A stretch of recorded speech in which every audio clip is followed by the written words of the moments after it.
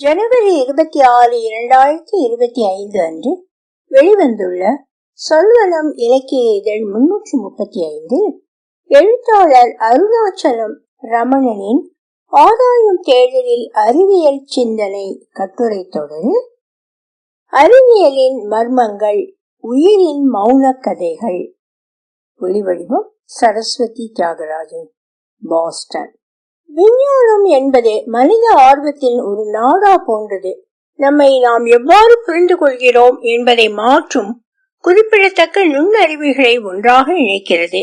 இவ்விதழில் 3 சமீபத்திய செய்திகள் எவ்வாறு நமது வாழ்க்கையின் மிக அடிப்படையான மர்மங்களை பற்றிய பார்வைக்கு சவால் விடுகின்றன என்பதை விளக்குகிறது.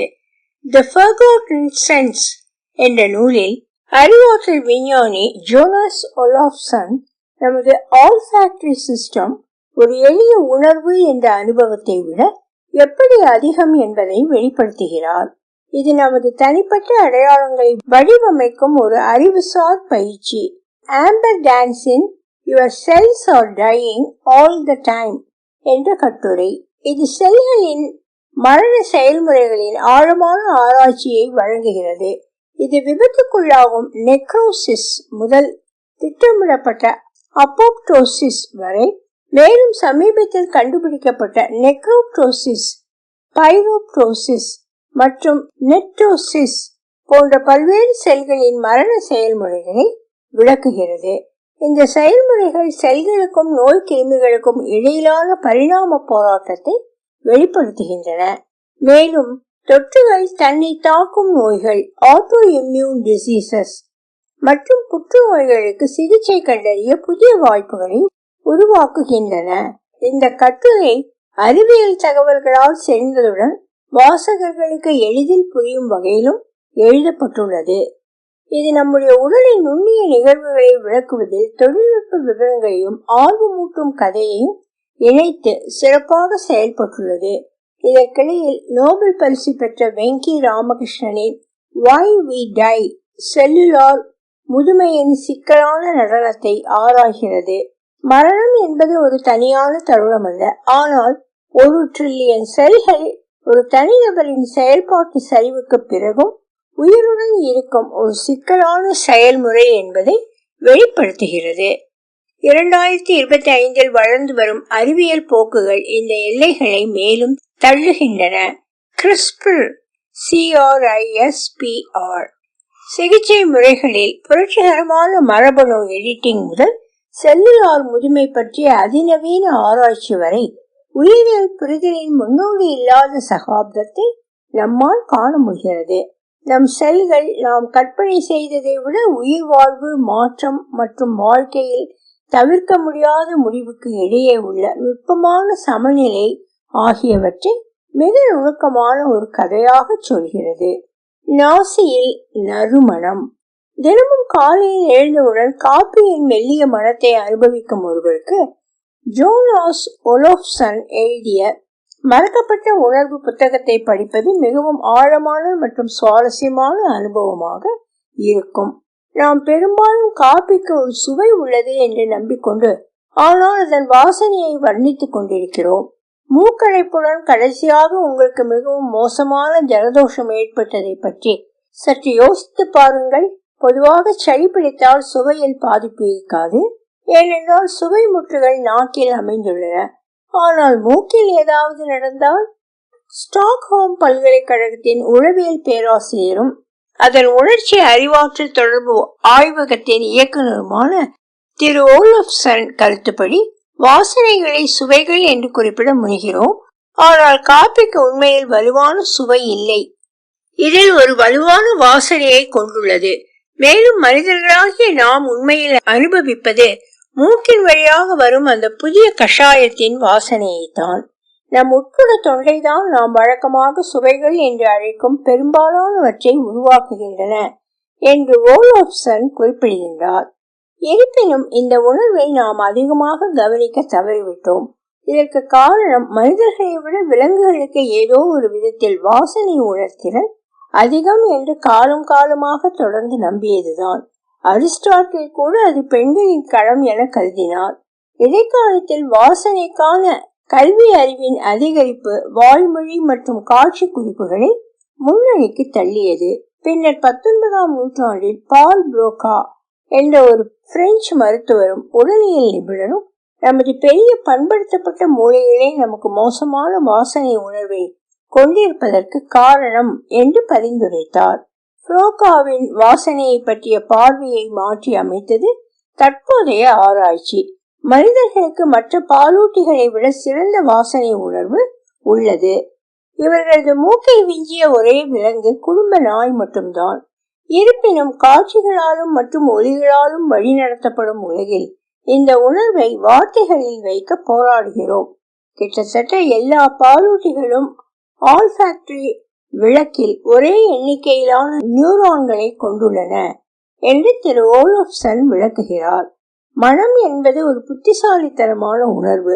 பிரச்சனை என்னவென்றால் நமது வாசனை உணர்வு நம்பத்தகாதது என்பதல்ல, மாறாக செவிப்புலன் அல்லது பார்வை போல் அல்லாமல் அது நமது பிற புலன்களுடன் இணைந்து செயல்படுகிறது என்பதால் தான். பண்டைய நாகரிகங்களில் நோய்களை கண்டறிய மனத்தை ஒரு கருவியாக பயன்படுத்தினர்.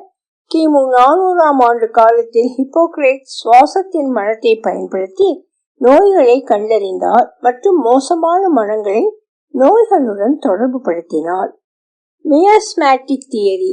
கேலன் மற்றும் ஆவிசென்னா போன்ற மருத்துவர்களும் சிறுநீரின் மனத்தை ஆய்வு செய்து தொற்றுகள் அல்லது அழுகைகள், இன்ஃபெக்ஷன்ஸ், மாற்ற கோளாறுகளை, மெட்டபாலிக் இம்பேலன்சஸ் பற்றி கண்டறிந்தனர். சீனாவில் காச நோயை டியூபர்குலோசிஸ் கண்டறிய சளியை சூடான நிலக்கரியில் எரித்து அதன் புகையின் மனத்தை பரிசோதித்தனர். டிப்தீரியா நோய் இனிமையான வாசனையாக இருந்தது. அதே நேரத்தில் ஸ்கர்வி கடுமையான வாசனையை கொண்டிருந்தது. டைஃபஸ் புதிதாக சுட்ட கம்பரொட்டியை போல வாசனை வீசியது. மற்றும் ஸ்க்ரோஃபுலா என்ற ஒரு வகை காசநோய் பழைய பீர் போன்ற வாசனையாக இருந்தது. இந்த நடைமுறைகள் நோய்களால் மாற்றமடையும் வாசனை துகள்களை volatile organic compounds VOCs கண்டறிய உதவின. இது இன்றைய நவீன மருத்துவ பரிசோதனைகளிலும் முக்கியமானதாகவே உள்ளது. வாசனை மற்றொரு வழியில் நோயின் அறிகுறியாக இருக்கலாம். இன்று நோயறிதலுக்கு மருத்துவர்கள் மூக்கை நம்புவதில்லை. புற்றுநோய், குறைந்த இரத்த சர்க்கரை, மலேரியா ஆகியவற்றை மோப்பம் பிடிக்க பயிற்சி பெற்ற நாய்கள் உள்ளன. ஓலோஃப்சனின் ஆய்வகத்தில் ஆல்ஃபாக்டரி குறைபாடுகளுக்கான ஆராய்ச்சி மூளையில் ஆரம்ப கால நோய் செயல்முறைகளுடன் தொடர்புடையதாக இருக்கலாம் என்ற வளர்ந்து வரும் கருதுகோளை வலுப்படுத்தி உள்ளது. மேலும் நமது வாசனை உணர்வில் ஏற்படும் சரிவு அல்சைமர் தொடங்குவதை குறிக்கலாம். நமது வாசனை உணர்வு மற்ற புலன்களுடன் ஒத்துழைக்கும் விதம் அது அவ்வப்போது ஏமாற்றப்படுவதை குறைக்கலாம். ஆனால் அதை மேம்படுத்தினால் மற்ற அறிவாற்றல் பணிகளில் நாம் சிறந்து விளங்கலாம் என்று கருதுகின்றனர்.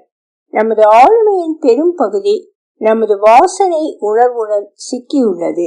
இது ஆச்சரியமான தெளிவுடன் நினைவுகளை மீண்டும் கொண்டு வர முடியும் என்று நம்புகின்றனர்.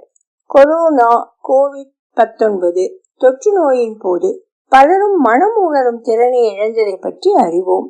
ஆனால் இந்த தற்காலிகமான இழப்பு செல்களின் மரணத்தால் ஏற்பட்டது என்று குறிப்பிடப்படாவிட்டாலும் சமீபத்திய ஆராய்ச்சிகள் COVID-19 காரணமாக மனம் இழப்பது அனோஸ்மியா பெரும்பாலும் மனம் உணர்வுக்கு உதவும் ஆதரவு செல்களில் சப்போர்ட் செல்ஸ் ஏற்படும் அழுகியால் இன்ஃப்ளமேஷன் உண்டாகிறது என்று கூறுகிறது. இது மனம் உணரும் நரம்பு செல்களை நேரடியாக பாதிக்கவில்லை. இந்த நரம்பு செல்கள் அழுகி முடிந்த பிறகு மீண்டும் உருவாகும் திறன் கொண்டவை. ஆனால் சில நேரங்களில் நீண்டகால நோய் எதிர்ப்பு செயல்பாடுகள் இம்யூன் ரெஸ்பான்சஸ் தொடர்ந்து இருந்தால் நிலையான சேதம் ஏற்பட வாய்ப்புள்ளது. புத்தகத்தில் குறிப்பாக மனிதனின் 5 முக்கிய உணர்வுகளையும் தொடர்புடைய அனுபவங்கள் வெளிப்படுத்துகின்றன. குறிப்பாக மனத்தின் ஆழமான சக்தி பற்றி பேசப்படுகிறது. அதாவது மனங்கள் எவ்வாறு நம் நினைவுகளையும் உணர்ச்சிகளையும் தூண்டுகின்றன என்பதை விளக்குகிறது. அதே போல சுவை டேஸ்ட் பற்றியும் விவாதிக்கப்படுகிறது. அது நம் கலாச்சார மற்றும் தனிப்பட்ட வரலாறுகளுடன் எவ்வாறு இணைக்கப்படுகிறது என்பதை ஆராய்கிறது. தொட்டு உணரும் உணர்வு டச் பற்றியும் அதன் அமைப்புகள் மற்றும் உடலியல் உணர்வுகள் பற்றிய முக்கியத்துவம் கூறப்படுகிறது. மேலும் ஒலி, சவுண்ட் மற்றும் காட்சி, சைட் ஆகியவற்றின் தாக்கத்தையும் விவரிக்கிறது. அவை நம் சுற்றுப்புறத்தை பற்றி ஆழமான புரிதலை உருவாக்க உதவுகின்றன. இவ்வாறு மனித வாழ்க்கை மற்றும் நினைவுகளில் உணர்வியல் அனுபவங்கள் எவ்வளவு முக்கியமானவை என்பதை ஆசிரியர் அழுத்தமாக எடுத்துரைக்கிறார். நாம் பெரிதும் கவனிக்க தவறிய ஒரு உணர்வை அறிவியல், வரலாறு மற்றும் தனிப்பட்ட அனுபவங்களால் ஒருங்கிணைத்து மனங்கள் எவ்வாறு நமது நினைவுகளையும் உணர்ச்சிகளையும் வடிவமைக்கின்றன என்பதை இப்புத்தகத்தில் வெளிச்சம் போட்டு காட்டியுள்ளார். மனித மூளையில் இவ்வுணர்வின் பங்கையும் மற்றும் அதன் ஆரோக்கியத்திற்கான தாக்கத்தையும் எளிமையான மொழியில் விவரித்துள்ளார். குறிப்பாக நம்முடைய அன்றாட வாழ்க்கையை பற்றி பேசும்போது அது நம்மை நம் பாரம்பரியத்திலும் சந்தோஷத்திலும் நிலைநிறுத்துகிறது. உதாரணமாக, பன்னாட்டு காப்பியின் மனங்களையும் அதன் முக்கியத்துவத்தையும் நினைவூட்டும் இந்த புத்தகம் வாழ்க்கையின் உணர்ச்சிமிகு தருணங்களை புரிந்து கொள்ள விரும்பும் அனைவருக்கும் ஒரு அவசியமான வாசிப்பு. மனம் மற்றும் சுவை போன்ற உணர்வியல் அனுபவங்களை தமிழ் கலாச்சாரத்தின் சில அம்சங்களுடன் தொடர்பு படுத்தி ஆராய முடியும். தமிழ்நாட்டில் பாரம்பரிய உணவுகளின் மனம், வழிபாட்டில் உபயோகப்படுத்தப்படும் வாசனை தைலங்கள் மற்றும் பூக்களின் பயன்பாடு மற்றும் வாழை இலையில் உணவு பரிமாறும் தொற்றுணர்வு அனுபவம் ஆகியவை மிக முக்கியமானவை. இத்தகைய அனுபவங்கள் தமிழ் கலாச்சாரம் மனிதர்களின் உணர்ச்சிகளையும் அடையாளத்தையும் சமூக வாழ்க்கையுடன் இணைப்பதில் எவ்வளவு முக்கியமானவை என்பதை இந்த புத்தகத்தின் கருத்துகளுடன் ஒப்பிட்டு பார்க்க முடியும். உங்களது செல்கள் மரித்து கொண்டே இருக்கின்றன. பாக்டீரியா முதல் மனிதர்கள் வரை அனைத்து உயிரினங்களும் செல்களால் ஆனவை. ஒவ்வொன்றும் முன்பே இருக்கும் ஒரு தாய் செல்லில் இருந்து வருகின்றன. இருப்பினும் ஒவ்வொரு செல்லும் இரண்டாக மாறுவதே என்பது விதி அல்ல. பல செல்கள் ஒரு உண்மையான முட்டுக்கட்டை சந்திக்க பிறக்கின்றன. இந்த செல் மரணம் அல்லது செல்லுலார் தற்கொலை பல நூற்றாண்டுகளாக விஞ்ஞானிகளை ஆர்வப்படுத்தி உள்ளது. புற்றுநோய் செல்களை அழிக்க உடலின் பாதுகாப்பு பொறிமுறையான நோய் எதிர்ப்பு அமைப்புடன் நேரடி தொடர்பை திறப்பதன் மூலம் புற்றுநோயை தோற்கடிப்பதற்கான தடயங்களை இது இப்போது நமக்கு தருகிறது. 1842 ஆண்டில் ஜெர்மன் விஞ்ஞானி கார்ல் வோக் டாட்போல் வளர்ச்சி குறித்த தனது திருப்பு முனை படைப்பை வெளியிட்டார். சில செல்கள் வேண்டுமென்றே இறப்பதுதான் அதன் விதி என்று அவர் கூறிய போது திட்டமிடப்பட்ட செல் மரணம் என்ற கருத்து பிறந்தது. புழுக்கள் முதல் மனிதர்கள் வரை பலர் செல்லுலார் வாழ்க்கையின் தொடக்கத்திலேயே மறிக்கின்றனர் என்பதை கண்டுபிடித்ததன் அதிர்ச்சியை பலரும் கற்பனை செய்து பார்த்திருக்க முடியாது. மரணம் நாம் யார் என்பதை உருவாக்குவதில் பங்கேற்கிறது என்பது நினைத்து பார்க்க முடியாத கூற்று. இந்த தடை செய்யப்பட்ட நிகழ்வுக்கு இறுதியாக அப்போப்டோசிஸ் என்று பெயரிட்டனர். இது பூக்களிலிருந்து இதழ்கள் அல்லது மரங்களிலிருந்து இலைகள் உதிர்ந்து விழுவதை அல்லது உதிர்வதை விவரிக்க கிரேக்க மொழியில் பயன்படுத்தப்படுகிறது. வளர்ச்சியின் போது சுத்தம் செய்தல் மற்றும் கத்தரித்தல் மட்டுமே செல் இறப்பின் பாத்திரங்களாக இருந்திருந்தால் அது உண்மையில் மிகவும் கவிதையாக இருந்திருக்கும். இருப்பினும் புதிய மில்லினியத்தில் செல்லுலார் தற்கொலை பற்றிய நமது புரிதலில் பெரிய முன்னேற்றங்கள் வர தொடங்கின. திருட்டுத்தனமான வேட்டையாடுபவர்கள் நம்மை சுற்றி திரிகிறார்கள். அவை நமக்குள் நுழைந்தவுடன் அது பெரும்பாலும் தாமதமாகிவிடும். வைரஸ்கள் நமது நோய் எதிர்ப்பு மண்டலத்தின் இறுதி எதிரி. பில்லியன் கணக்கான ஆண்டுகளாக எல்லா காலத்திலும் மிகப்பெரிய ஆயுத போட்டியில் இந்த உறுதியான எதிரிகளை தோற்கடிக்க உயிரினங்கள் தொடர்ந்து உருவாகி வருகின்றன. ஆனால் வைரஸ்களும் உருவாகின்றன. கடைசி முயற்சி தந்திரோபாயங்களை எடுக்க வேண்டும். பலரை காப்பாற்ற சிலரை தியாகம் செய்ய வேண்டும். பாக்டீரியாக்களும் வைரஸ்களால் பாதிக்கப்படுகின்றன. மேலும் வைரஸ் அவற்றிற்குள் இருந்தால் போர் ஏற்கனவே முடிந்துவிட்டது. சமீபத்தில் பாக்டீரியாவின் வைரஸ் எதிர்ப்பு பாதுகாப்பு அமைப்புகள் பாக்டீரியாவை இறக்க தூண்டுகின்றன என்பதை புதிய படைப்புகள் காட்டுகின்றன. அவ்வாறு செய்வதன் மூலம் பாக்டீரியா காலனியை காப்பாற்ற வெடிக்கிறது மற்றும் அதன் கடைசி மூச்சுடன் அனைத்து அண்டை வீட்டாருக்கும் எச்சரிக்கை சமிகைகளை அனுப்புகிறது. வைரஸ்களுக்கு எதிரான போராட்டத்தில் தடுப்பு மிகவும் முக்கியமானது. நம் உடலிலும் அதே உண்மையை காணலாம். இந்த மரண நிகழ்வுகள் அப்போப்டோசிஸ் போன்றவை அல்ல, நன்கு ஒழுங்கமைக்கப்பட்டவை மற்றும் நன்கு நடந்து கொள்ளப்பட்டவை. இருப்பினும் அவை அழுக்காகவும் குழப்பமாகவும் சத்தமாகவும் உள்ளன. அவற்றுக்கு போர் வீரர் பெயர்கள் கொடுக்கப்பட்டுள்ளது. நெக்ரோப்டோசிஸ், நெக்ரோ மரணம், பைரோப்டோசிஸ், பைரோ நெருப்பு. இந்த வகையான உயிரணு மரணத்திற்கு வழிவகுக்கும் செல்கள் எதிரியை கண்டுபிடிக்க காத்திருக்கும் காவலாளிகள். நமது நோய் எதிர்ப்பு அமைப்பு எச்சரிக்கைக்கு கடுமையாக எதிர்வினை ஆற்றுகிறது. நோய் எதிர்ப்பு செல்கள் முழு பலத்துடன் அந்த இடத்தை தாக்கி மன்னிக்காமல் பாதிக்கப்பட்ட குற்றவாளிகளை வெளிப்படுத்த ஒவ்வொரு உயிர் அணுவையும் தேடுகின்றன. இரக்கமின்றி நோய் எதிர்ப்பு அமைப்பு அவற்றில் ஒவ்வொன்றையும் அழித்துவிடும். இன்றைய ஆய்வுகள் புற்றுநோயை தோற்கடிக்கும் கண்டுபிடிப்புகளை செய்வதற்கான முயற்சிகளில் ஈடுபட்டுள்ளன. புற்றுநோய்க்கு எதிரான இறுதி ஆயுதம் நமது நோய் எதிர்ப்பு அமைப்பு என்பது இவைகள் கற்றுக் கொடுத்த முதல் பாடம். இந்த அமைப்பு நோயாளியின் உடலில் இருந்து கட்டியின் கட்டுப்பாடற்ற வளர்ச்சி மற்றும் புற்றுநோய் செல்கள் செல் இறப்புக்கு உறுதியளிக்க மறுப்பதன் மூலம் விரைவாக முறியடிக்கப்படுகிறது. இருப்பினும் நம் வழியில் ஒரு பெரிய தடையாக நிற்பது நோய் எதிர்ப்பு அமைப்புடன் எவ்வாறு தொடர்பு கொள்வது என்பது. அதன் சொந்த மொழியை எவ்வாறு பேசுகிறோம், தொடர்ந்து போராடி பின்வாங்காமல் இருக்க அதை எவ்வாறு நம்ப வைப்பது என்பது அடுத்த கட்டம். நோய் எதிர்ப்பு அமைப்பு ஒருபோதும் பின்வாங்காத ஒரு போர் உள்ளது, வைரஸ்களுக்கு எதிரான போர். புற்றுநோய் செல்களை அழிக்கவும் நோய் எதிர்ப்பு மண்டலத்தை எச்சரிக்கவும் புற்றுநோய் சிகிச்சையில் ஆங்கோலிட்டிக் வைரஸ்கள், oncolytic viruses, onco cancer lysis break down பயன்படுத்தப்படுகின்றன. இருப்பினும் கட்டியை அழிக்க ஒரு சுற்று சிகிச்சை எப்போதும் போதாது. மேலும் நாம் பயன்படுத்தும் வைரஸ்களுக்கு உடல் விரைவாக நோய் எதிர்ப்பு சக்தியை பெறுகிறது. நமது நிலையில் உள்ள ஆங்கோலிட்டிக் வைரஸ்களின் மருத்துவ ஆயுத கிடங்கு வளர்ந்து வருகிறது.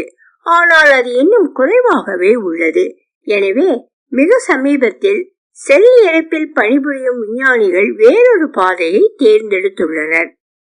நாம் வைரஸ்களை பயன்படுத்தாமல் நோய் எதிர்ப்பு மண்டலத்தை நம்ப வைத்தால் என்ன செய்வது? உடலால் ஒரு கவர்ச்சிக்கு நோய் எதிர்ப்பு சக்தியை உருவாக்க முடியாது என்பதால் இதை மீண்டும் மீண்டும் பயன்படுத்தலாம். அவை எலிகளில் கட்டிக்கு அருகில் அல்லது உள்ளே செயற்கை நெக்ரோப்டோசிஸ் மற்றும் பைரோப்டோசிஸ் ஏற்பட வழிவகுத்தன. இது ஒரு திருப்பு முனையா காலம். பரிசோதனையின் போது வைரஸ்களை தேடி வந்த நோய் எதிர்ப்பு அமைப்பு புற்றுநோயை கண்டறிந்து தாக்குகிறது. கட்டியின் அழிவு மற்றும் அதற்கு எதிராக நீண்ட கால நோய் எதிர்ப்பு சக்தி இரண்டையும் அடைகிறது. புற்றுநோயால் பாதிக்கப்பட்டவர்களுக்கு சிகிச்சை அளிக்க இந்த உத்தியை மாற்றி அமைப்பதற்கான முயற்சிகள் நடைபெறுகின்றன.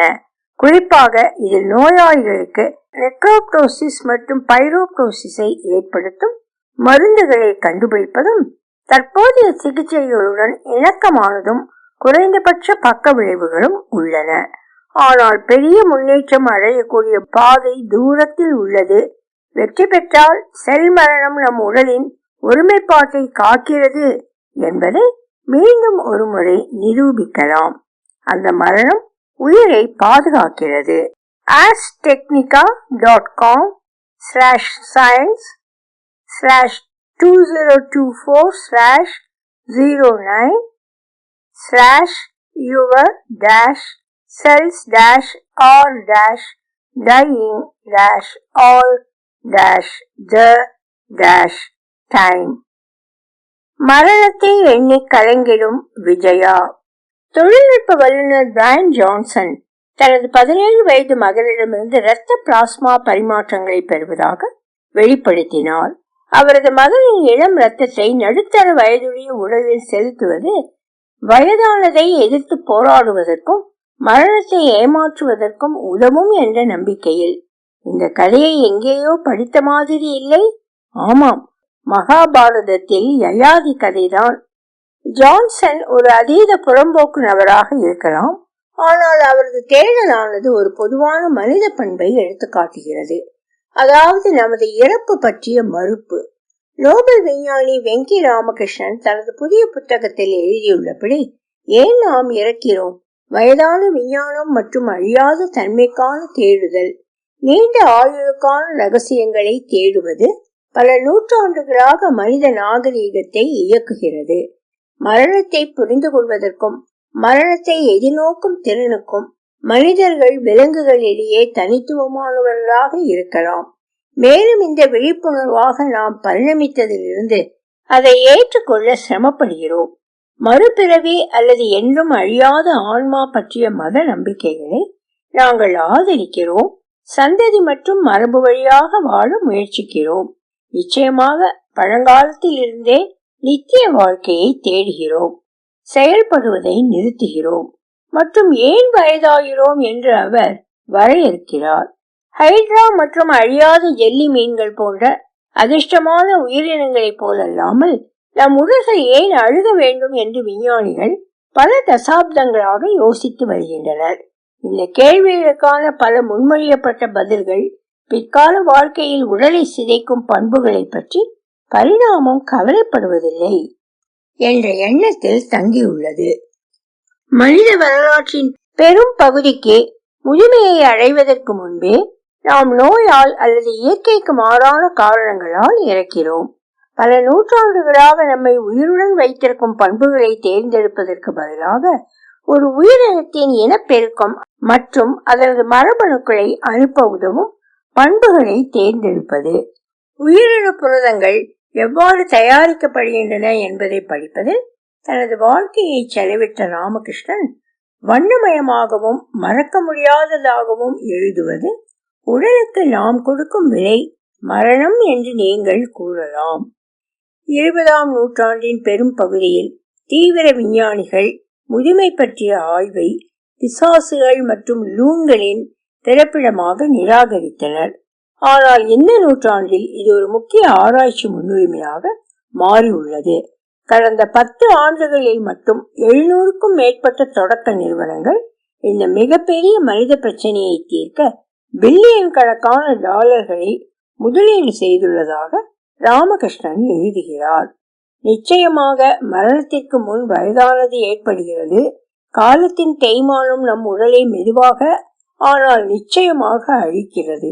இந்த செயல்முறை எவ்வாறு செயல்படுகிறது என்பது பற்றிய நுட்பமான கண்ணோட்டம் இப்போது நமக்கு கிடைக்கிறது. இவை அனைத்தும் நமது டிஎன்ஏ உடன் தொடங்குகிறது. ஒரு நபர் வயதாகும் போது அவருடைய டிஎன்ஏ மோசமடைந்து அதன் சுய பழுது பார்க்கும் திறன்களை இழக்கிறது. பிற அமைப்புகளும் உடைந்து போகின்றன. புரதங்கள் வெறித்தனமாக இயங்குகின்றன. டிமென்ஷியா மற்றும் அல்சைமர் போன்ற நோய்களை தூண்டுகின்றன. குரோமோசோம்களில் ஒரு பாதுகாப்பு தொப்பியை உருவாக்கும் டிஎன்ஏவின் நீண்ட நீளமான டெலோமியர்ஸ் செல்கள் பிரிந்து செல்லும் போது குறுகியதாகி இறுதியில் அடிப்படை டிஎன்ஏவை போதுமான அளவு பாதுகாக்க முடியாமல் செல் இறப்புக்கு வழிவகுக்கிறது. மேலும் மைட்டோகாண்ட்ரியா ஆற்றலை உற்பத்தி செய்யும் செல்லுலார் கட்டமைப்புகள் குறைபாடுகளை குவித்து வயதான நபரை பலவீனமாகவும் நோயற்றவராகவும் ஆக்குகின்றன. என் பேரன் தனது இளம் ஆரோக்கியமான மைட்டோகாண்ட்ரியாவுடன் என்னை விட மிகவும் சுறுசுறுப்பாகவும் பொதுவாக ஆரோக்கியமாகவும் ஏன் உணர முடியும் என்பதை நீங்கள் பார்க்கலாம் என்று ராமகிருஷ்ணன் புலம்புகிறார். இந்த சிதைவை மாற்றியமைக்க விஞ்ஞானிகள் ஏதேனும் கருவிகளை உருவாக்கி உள்ளார்களா? அப்படி வயதான வழிமுறைகளை அவர்கள் விளக்குகையில் ராமகிருஷ்ணன் நோயற்ற தன்மையை சுருக்க அல்லது மக்கள் தங்கள் வாழ்க்கையின் முடிவில் துன்பத்தை செலவிடும் நேரத்தை குறைக்கும் முயற்சிகளையும் விவரிக்கிறார். வயதானவர்களுக்கு சிறப்பு ஆர்வம் காட்டுவது அந்த பாதுகாப்பு டெலோமியர்ஸ் ஆகும். வயதானதை மாற்றி அமைக்க டெலோமியர் வளர்ச்சியை ஊக்குவிக்கும் நொதியை கேட்டலிஸ்ட் மீண்டும் அறிமுகப்படுத்துவது பயோடெக் நிறுவனங்கள் பரிசோதனை செய்து வருகின்றன. இறந்த அல்லது சேதமடைந்த திசுக்களை மாற்ற ஸ்டெம் செல்களை பயன்படுத்துவது மற்றொரு அணுகுமுறையாகும். ஆனால் உடலில் ஏற்படும் மாற்றங்கள் பெரும்பாலும் எதிர்பாராத விளைவுகளுக்கு வழிவகுக்கும். டெலோமியர் நீளம் மற்றும் திசு புத்துணர்ச்சி இரண்டும் நித்திய வாழ்க்கையின் மற்றொரு பெரிய எதிரியான புற்றுநோயுடன் தொடர்புடையவை. ராமகிருஷ்ணனின் பார்வையில் கலோரி கட்டுப்பாட்டை ஆராய்வதன் மூலம் மிகவும் நம்பிக்கைக்குரிய சிகிச்சைகளில் ஒன்று கண்டுபிடிக்கப்பட்டது. துரதிருஷ்டவசமாக குறைந்தபட்சம் ஊட்டச்சத்து குறைபாட்டை தவிர்க்க போதுமானது சாப்பிடுவது வயதானதை எதிர்த்து போராடுகிறது என்ற கருத்தை அறிவியல் நிரூபித்துள்ளது. குறிப்பாக கலோரிகளை குறைப்பது வயதானவர்களுக்கு வழிவகுக்கும் செல்லுலார் செயல்முறைகளை தடுக்கிறது. சுய பட்டினி தேவையில்லாமல் அந்த செயல்முறையை தடுக்க ஆராய்ச்சியாளர்கள் வழிகளை கண்டுபிடித்து வருகின்றனர் என்பது நல்ல செய்தி. ஈஸ்டர் தீவின் மண் மாதிரியிலிருந்து பெறப்பட்ட ஒரு மருந்து ராபமைசின் குறைந்த கலோரி உணவின் நன்மைகளை பிரதிபலிக்கும். ராமகிருஷ்ணனின் கதை எப்போதாவது நமது செல்கள், நமது DNA மற்றும் நமது புரதங்களின் நுணுக்கங்களுக்குள் மிக தொலைவில் அலைகிறது. இருப்பினும் அதிர்ஷ்டவசமாக அவரது எழுத்து புத்திசாலித்தனமாகவும் அணுகக்கூடியதாகவும் உள்ளது. சராசரி வாசகருக்கு இந்த உயர் சூழல் கருத்துக்களை மறைக்க அவர் பாடுபடுகிறார். மேலும் அவரது அத்தியாயங்கள் பெரும்பாலும் அவரது அறிவியல் கருத்துக்களுக்கு உருவகங்களாகவோ அல்லது முன்மாதிரிகளாகவோ செயல்படும் துடிப்பான நிகழ்வுகளுடன் தொடங்குகின்றன. ஒரு சந்திப்பு அவரது மனதை நழுவ விடும் போதெல்லாம் அல்லது அவர் தனது குடையை தவறாக வைக்கும் போதெல்லாம் அவரது 70 வயதான நியூரான்கள் அவற்றின் புரத உற்பத்தியின் கட்டுப்பாட்டை இழந்து டிமென்ஷியாவில் நழுவுகின்றன என்று கவலைப்படுவது பற்றிய ஒரு அழகான தனிப்பட்ட நிகழ்வு போல. வயதான செயல்முறையை பற்றிய நமது புரிதலில் ராமகிருஷ்ணன் நம்ப முடியாத முன்னேற்றங்களை பட்டியலிட்டாலும் வயதானதை நிறுத்துவதில் நாம் எவ்வளவு சிறிய முன்னேற்றம் அடைந்துள்ளோம் என்பதையும் அவர் சுட்டி காட்டுகிறார். இவ்வளவு பெரிய தொழில் இவ்வளவு காலமாக எப்படி செழித்து வளர்ந்துள்ளது? அதை காட்ட மிக குறைந்த உண்மையான முன்னேற்றங்கள் மட்டுமே உள்ளன என்று அவர் கேட்கிறார். உண்மையில் பொது சுகாதார முன்னேற்றங்கள் கடந்த 1.5 நூற்றாண்டுகளாக குழந்தை பருவ இறப்பு விகிதத்தை குறைத்து ஆயுட்காலத்தை பெரிதும் மேம்படுத்தி இருந்தாலும் அதிகபட்ச மனித ஆயுட்காலத்தை உயர்த்த விஞ்ஞானிகள் எதுவும் செய்யவில்லை. இது சுமார் 120 மாறாமல் உள்ளது. நாம் நீண்ட காலம் வாழ வேண்டும் என்று ராமகிருஷ்ணன் உறுதியாக நம்பவில்லை. வயதான பிரச்சனையில் பணிபுரியும் உயிரி தொழில்நுட்ப நிறுவனங்கள் இன்னும் பெரிய முதியோர் மக்கள் தொகையை உருவாக்குவதன் சமூக விளைவுகளை கருத்தில் கொள்ளவில்லை என்று அவர் கவலைப்படுகிறார். இதில் முதியவர்கள் 80 மற்றும் 90களில் வேலை செய்கிறார்கள் என்ற புதிய எதிர்பார்ப்புகள் அடங்கும். வியத்தகு மக்கள் தொகை, நமது அரசியல் அமைப்புகளின் கட்டுப்பாட்டை கைவிட மறுக்கும் முதியவர்களின் பெருக்கம் மற்றும் மேல்நிலையில் உள்ளவர்கள் நீண்ட ஆயுளை பரிசாக பெற்ற கீழ்நிலையில் உள்ளவர்கள் எதிர்மாறாக பெரும் பிளவுபட்ட மனித குலம்.